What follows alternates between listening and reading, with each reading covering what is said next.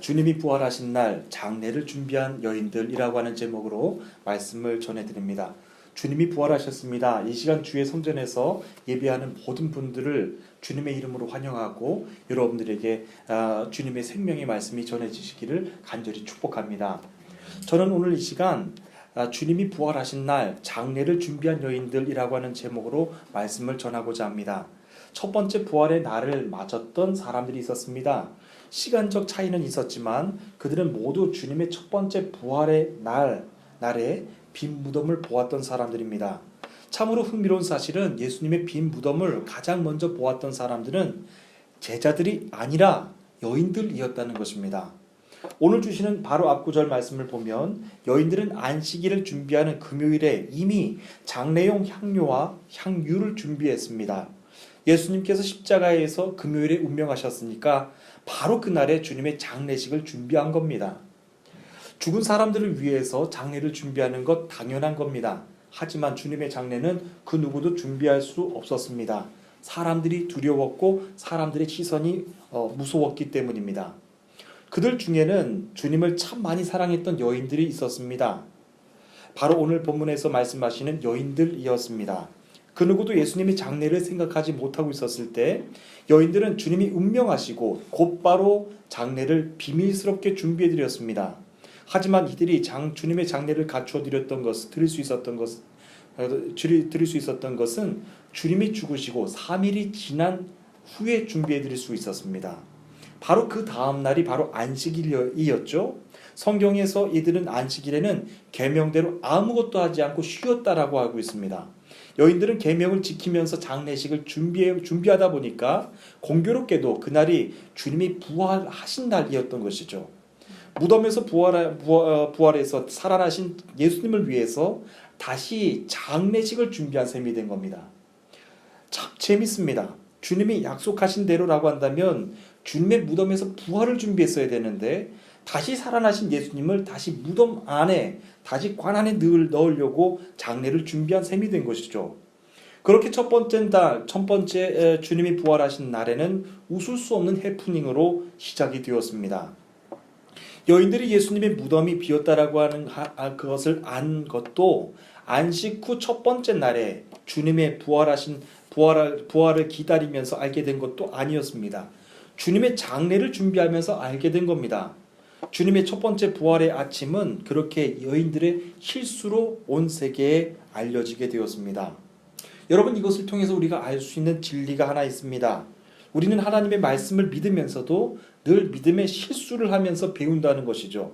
그러나 하나님은 그 실수를 통해서도 그분의 약속을 깨닫게 하신다라고 하는 겁니다. 대표적으로 아브라함이 했던 실수가 바로 그것입니다. 그는 자신의 아내 사라를 2번이나 자신의 누이라고 속였습니다. 그 또한 두려웠기 때문에 사람들에게 누이라고 속였던 것이죠. 한 번은 이집트에 있을 때 누이라고 속였습니다. 그리고 두 번째는 아비멜렉 왕에게 누이라고 속였습니다. 아브라함이 그렇게 자신의 아내를 누이라고 속였던 것은 자신이 죽임을 당할까봐 두려워서 그렇게 실수인 것을 알면서도 사람들에게 거짓말을 했던 겁니다. 분명한 것은 아브라함은 사람들 앞에 실수한 것이 아니라 하나님 앞에 실수한 것입니다. 아브라함이 했던 실수로 인해서 나온 결과를 여러분들 다 잘 아시죠? 하나님은 아브라함이 아닌 바로와 그의 집안 모든 집안에 큰 재앙을 내리셨습니다. 그리고 아비멜렉의 가문에는 모든 태문을 다 닫게 하셨습니다. 엄청난 재앙을 내리신 거예요. 믿음의 사람 한 사람의 실수로 인해서 말입니다. 아브라함은 자신의 행동이 얼마나 큰 실수였는지를 절실하게 아주 느꼈을 것입니다. 그리고 아브라함은 자신이 직면했던 그 모습을 보면서 자신이 실수를 통하여서 세상에도 얼마나 큰 해를 끼칠 수 있는 것인가를 절실하게 깨달았을 것입니다. 그러면서 하나님의 언약을 깨닫는 것이죠. 자신의 아내 역시 열국의 어미가 될 것이며 그의 몸을 통하여서 예수 그리스도가 나게 하실 것이라고 하는 하나님의 약속을 말합니다. 예수님이 무덤에서 다시 살아나신 날도 그랬습니다. 예수님이 무덤에서 다시 살아나신 날에 주님의 장례를 준비해드렸던 것은 여인들의 분명한 실수였습니다. 하지만 놀라운 것은 이들이 했던 실수 때문에 제자들과 모든 사람들에게 부활하신 예수님을 전하게 되었던 것이죠. 여인들은 자신들의 실수를 통해서 부활의 날을 기억할 수가 있었고요. 그렇습니다. 인간은 누구나가 실수합니다. 믿음의 사람들조차 실수합니다. 제자들조차 실수합니다.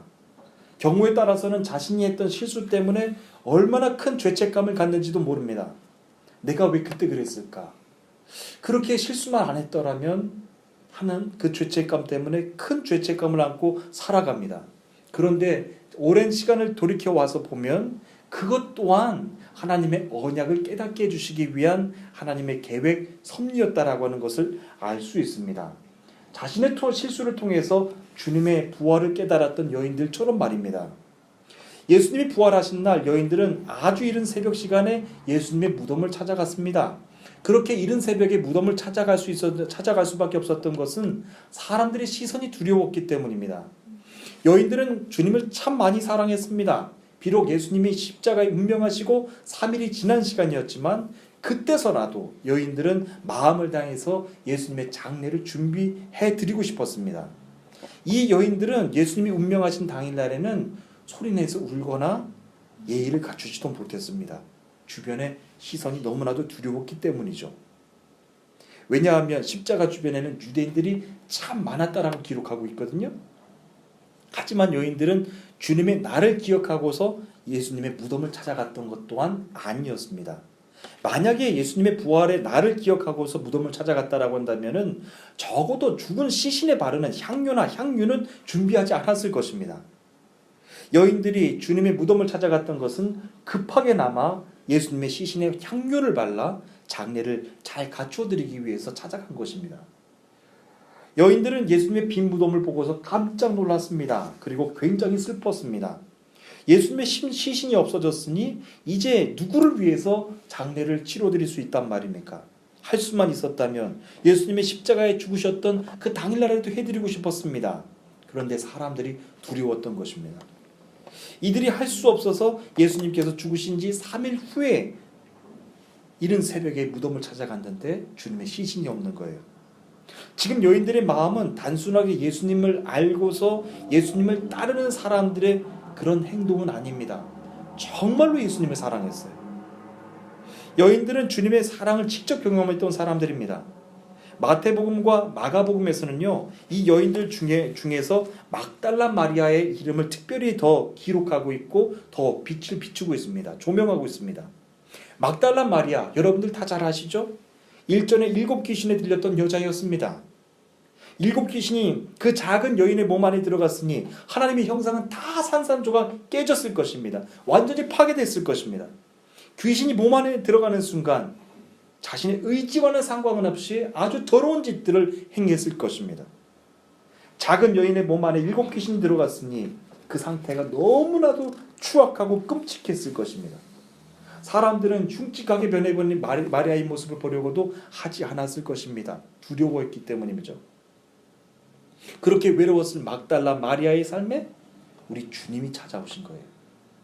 예수님은 7 귀신을 단번에 내쫓으시고 하나님의 형상을 회복해 주셨습니다. 완전하게 회복된 막달라 마리아, 이제는 내 의지껏 하나님을 예배할 수 있고 내 의지껏 하나님을 경배할 수 있게 된 거예요.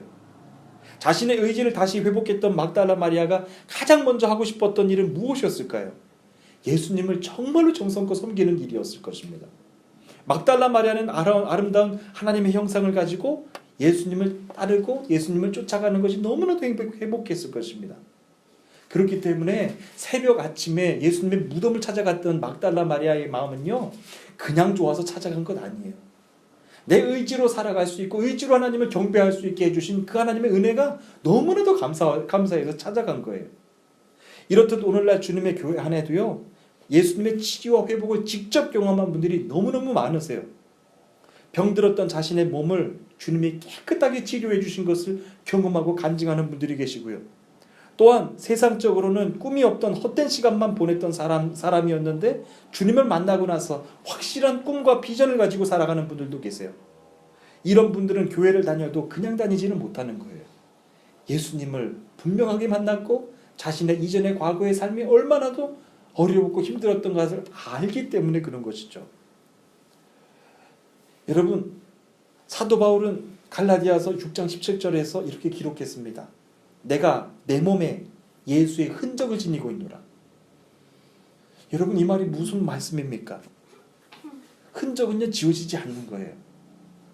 내가 내 몸에 예수의 흔적을 지니고 있노라.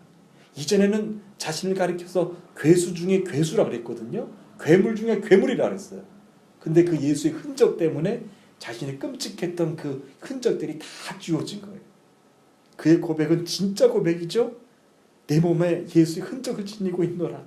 더 이상 내 몸 안에, 내 영혼 안에 악한 영혼들, 세상을 지배하고 있는 그것들이 좌지하지 못할 것이다 라고 하는 것을 선포한 거예요.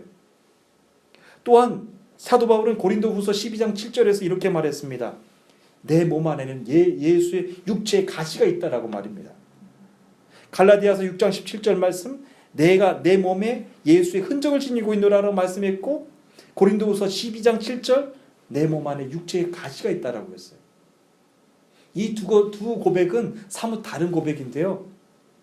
예수의 흔적과 육체의 가시, 여러분 어떻게 보면 너무나도 다른 거죠. 예수의 흔적은 참 기분 좋은 거예요. 그런데 육체의 가시는요, 참 힘든 거예요. 내 안에 예수의 흔적만 있으면 얼마나 좋겠어요. 그런데 사도 바울은 예수의 흔적만 있는 게 아니라 육체의 가시 또한 있다 그랬어요. 육체의 가시는 무엇을 의미합니까? 성경학자들은 그에게 간질이 있었을 것이다. 그리고 심한 매질로 인해서 육체에 큰 질병을 얻었을 것이다. 그리고 예수님의 강한 빛을 보면서 안질이 생겼을 것이다. 몇 가지 추측을 합니다. 그 가운데는 또 하나 심한 장애를 앓았을 것이다. 심한 곱추였을 것이다. 이 세 가지 가능성을 가지고 성경학자들은 말하고 있는데요. 여러분, 곱추로 육체 장애를 가지고 복음을 전하는 것 얼마나 더 어려워요. 만약에 심한 안질을 가지고 심한 눈병을 가지고 예수님을 전하는 것 또한 얼마나 힘들어요. 그리고 심한 육체 장애를 가지고 그는 태형을 몇 번이나 맞았는지 몰라요. 돌멩이에 맞아 죽을 뻔한 그런 위기도 있었고요. 그러니까 정상인처럼 살지는 못했을 거예요. 그것을 말하는 거예요. 내 몸 안에는 예수의 흔적이 있고 육체의 가시가 있노라라고 말입니다. 지금 이곳에 계신 여러분들 몸 안에는 예수의 흔적이 있으십니까? 그리고 육체의 가시 또한 있으십니까? 예, 제 몸 안에도 예수의 흔적이 있고 육체의 가시가 있어요. 사도 바울이 육체의 가시를 거둬달라고 3번이나 기도했지만 내 은혜가 족하다, 내 은혜가 족하다라고 말씀하셨어요. 여러분 안에 고통스러운 육체의 장애, 육체 질병이 있으세요? 예, 그것은 예수의 흔적, 육체의 가시로 주신 것임을 믿으시기를 바랍니다. 그리고 주님은 말씀하세요. 내게 은혜가 족하다 라고 말씀하시는 거예요. 그렇습니다. 이렇게 주님의 귀한 사랑을 몸으로 직접 경험한 사람들이 있습니다. 이런 사람들이 주님을 예배할 때는 예식으로 드리는 것 아닙니다. 정말로 살아있는 예배를 드리는 거예요. 그 주님의 사랑을 경험했던 사람들이 예수님의 무덤을 찾아갔어요. 그 중에서 막달라 마리아가 있었습니다. 막달라 마리아는 예수님의 시신이 없어진 것을 보고서 얼마나 마음이 상했을까요? 정말로 마음을 다해서 예수님을 섬기고 싶었는데 이제는 그 시신이 없어졌으니 그럴 수도 없게 된 겁니다. 자신의 헌신을 더 이상 드릴 대상이 없어지는 거예요. 그러면서 자신의 마음에 있었던 그 더 두렵게 만들었던 세상의 그 장애물들에 대해서 참 마음이 서운했을 거예요. 마음이 힘들었을 거예요. 내가 주님이 돌아가신 날 직접 찾아가서 예수님을 장례했더라면 그런 마음이 있었을 겁니다. 그런데 자신을 두렵게 만드는 세상의 장애물이 있거든요. 예수님께 다가가지 못하게 하는 세상의 장애물이 있다라고 하는 거예요. 경배하지 못하게 하는 거예요. 저도 그 마리아의 모습을 보면서 제가 처음에 터키에 왔을 때 생각이 났어요. 예수님을 그냥 소리 높여서 예배하고 싶은데 그럴 수 없는 거예요. 예수님을 소리 높여서 막 기도하고 싶은데 사람들이 두려워서 그럴 수 없는 거예요. 그런데 이제는 달라요. 하나님께서 마음에 담대함을 주시고 자신감을 주시고 영적인 능력을 주셔서 이제는 예배하는 것이 자신이 있고 너무너무 기쁜 거예요. 그런데 예수님은 이런 마리아의 모습을 너무너무 잘 아셨을 것입니다. 마리아는 자신을 향해서 가로막고 있었던 세상의 장애물들에 대해서 두려웠던 자신의 그 마음에 대해서 참 힘들었을 것입니다. 지금 이 시간 여러분들 마음을 위로해드리길 원합니다. 부활하신 날에 마음껏 예배드리고 싶지만 마음껏 예배드릴 수 없는 분들이 계십니다. 주님은 우리 모두의 상황도 다 잘 알고 계시는 줄 믿습니다. 사랑하는 남편과 아내 그리고 자녀들까지도 그냥 마음을 여러분 오픈하고 예수님을 찬양하고 예배하고 싶은데 그럴 수 없는 분들이 많으세요. 그런 분들의 마음이 마리아의 마음과도 같은 거예요. 오늘도 예수님을 예배하고 싶은데, 오늘도 내 아내에게, 내 남편에게 예수님을 증거하고 싶은데, 내 자녀에게 성경을 말해주고 싶은데 그럴 수 없는 분들이 많다라고 하는 거예요. 그 대신 여러분, 오늘 이 시간 주님이 주시는 귀한 위로의 말씀을 들으시기를 바랍니다. 십자가 넘어 부활에 넘어 이들은 달라졌어요. 예수님의 빈무덤을 보았던 여인들은 어찌할 바를 몰랐지만 이들이 분명한 것은 이후에 부활의 주님을 봤다라고 하는 거예요. 이들에게 전했던 천사의 메시지 두 가지를 여러분들 기억하시길 바랍니다. 어찌하여 살아있는 분을 죽은 사람들 가운데서 찾느냐라고 하는 거예요. 예수님은 여기 계시지 않고 다시 살아나셨다라고 하는 거예요. 여러분들도 분명히 이 말씀을 오늘 나에게 주시는 말씀으로 들으시기를 바랍니다. 예수님은 살아계셔요. 죽은 사람들 가운데 계시지 않는다라고 하는 거예요. 예수님은 여기 계시지 않고 다시 살아나셨다라고 하는 천사의 첫 번째 메시지, 그것을 기억하시기를 바랍니다.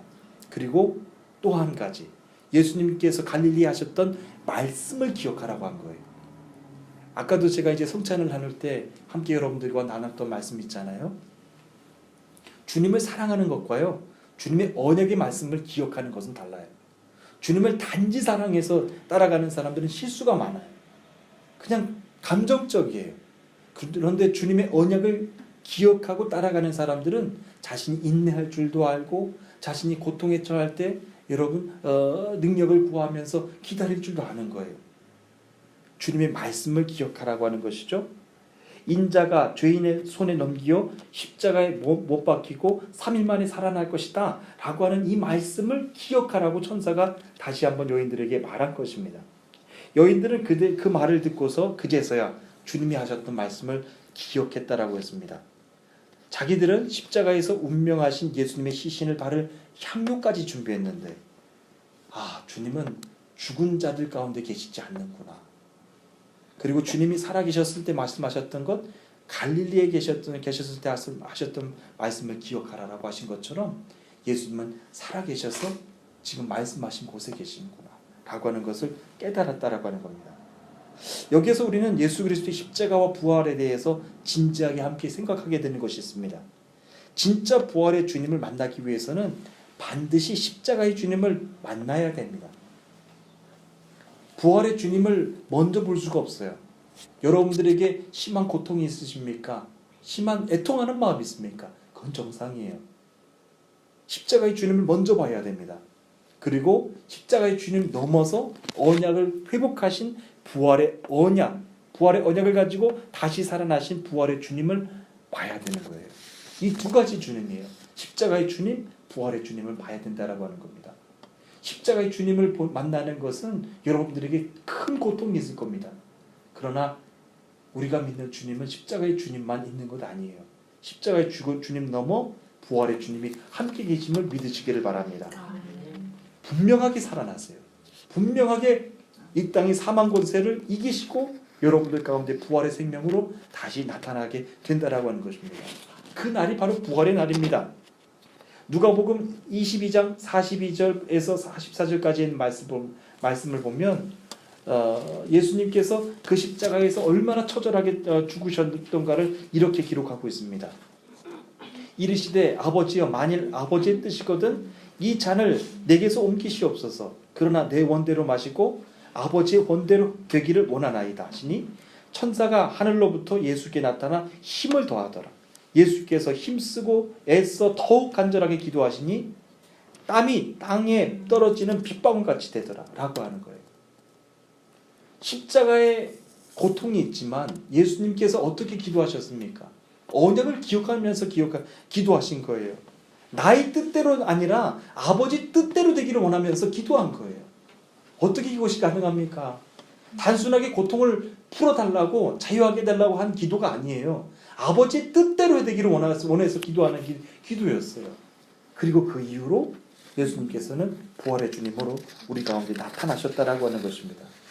그러므로 믿음의 성도들이 겪는 모든 상처와 고난에는 주님이 먼저 십자가의 길을 통해서 가게끔 하시는 십자가의 그 고난의 길, 언약의 길이 있다라고 하는 것입니다. 하지만 그 이후로 부활의 주님이 곧 여러분들 가운데 언약을 회복하시면서 만나 주신다라고 하는 것입니다. 지금 이 시간에도 십자가의 길을 혼자서 외롭게 걷는 분들이 계실지도 모르겠습니다. 여러분들이 걷고 계신 그 십자가의 길을 여러분 부끄러워하거나 두려워하거나 의심하지 않으시기를 간절히 소원합니다. 이 땅의 모든 고난과 죽음으로부터 생명의 부활로 세상을 이기신 주님이 여러분들을 반드시 만나 주실 것을 믿으시기를 바랍니다. 예수님께서 부활하셨다는 소식을 가장 먼저 접한 사람들은 여인들이었습니다. 본문에서 보여지는 사람들의 모습이 참 재밌습니다.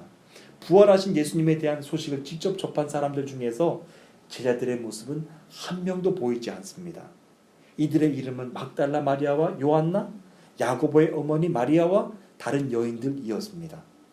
예수님의 제자들의 이름은 하나도 보이지가 않습니다. 또 한 가지 본문에서 눈에 띄는 것은요, 여인들 중에서 예수님의 어머니 마리아가 보이지 않습니다. 아마도 예수님의 어머니 마리아는요, 요한이 모시고 계셨다라고 하는 것을 추측해 볼 수 있습니다. 요한복음 19장 27절 말씀을 보면 예수님께서 십자가에서 죽으셨을 때부터 주의 사랑하는 제자가 예수님의 어머니를 자기 집에서 모셨다라고 기록하고 있기 때문입니다. 그래서 예수님의 어머니 마리아는 여인들과 함께하지 못했습니다.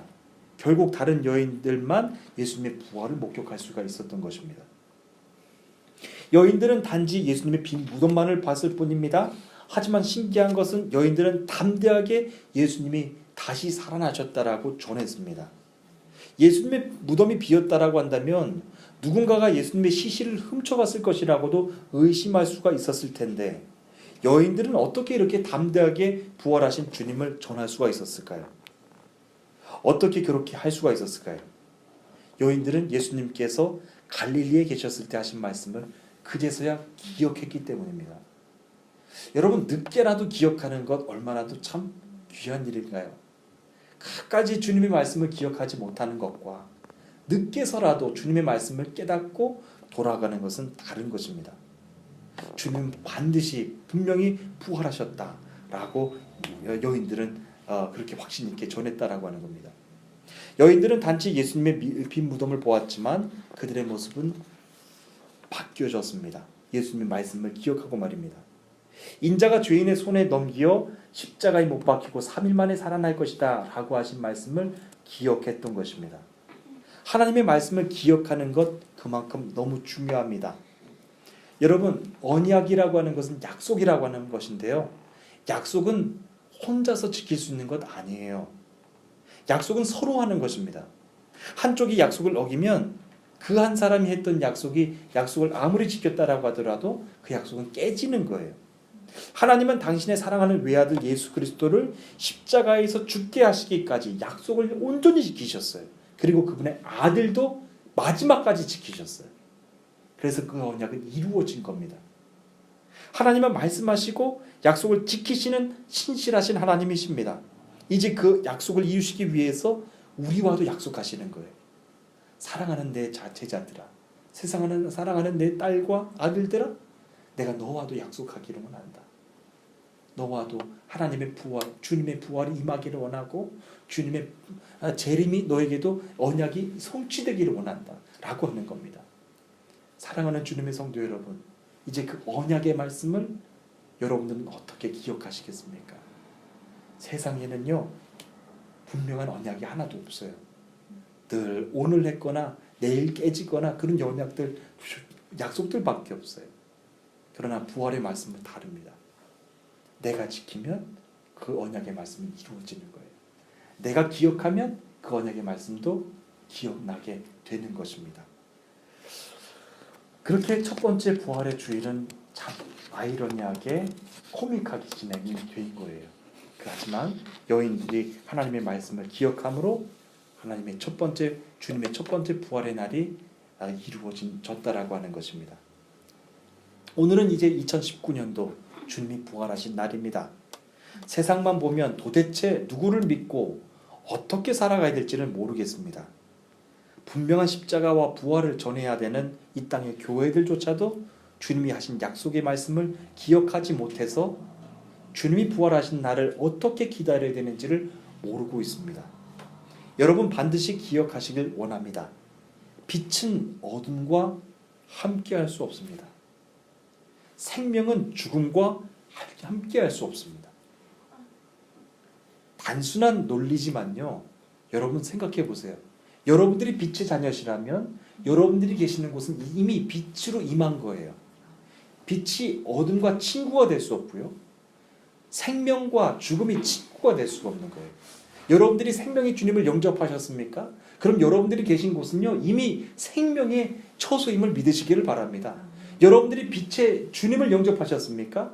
그럼 여러분들이 계시는 곳은요. 이미 어둠은 있을 수가 없는 거예요. 빛의 처소로 여러분들을 축복해주고 계시는 줄 믿으시기를 바랍니다. 여러분, 여러분들의 삶이 외롭지 않아요. 주님이 함께하고 계세요. 빛 되신 주님, 생명 되신 주님이 함께하고 계시는 거예요. 다만 이 언약의 말씀을 기억하지 못해서 스스로 낙심할 뿐이죠. 오늘 부활의 날 저는 여러분들에게 주님이 하신 그 언약의 말씀이 다시 기억나시기를 간절히 소원합니다. 빛의 자녀이신 여러분, 생명의 자녀이신 여러분, 여러분들이 계신 모든 곳에 주님도 함께 하심을 믿으시기를 바랍니다. 다 함께 우리 기도하시기를 바랍니다. 기도하시겠습니다.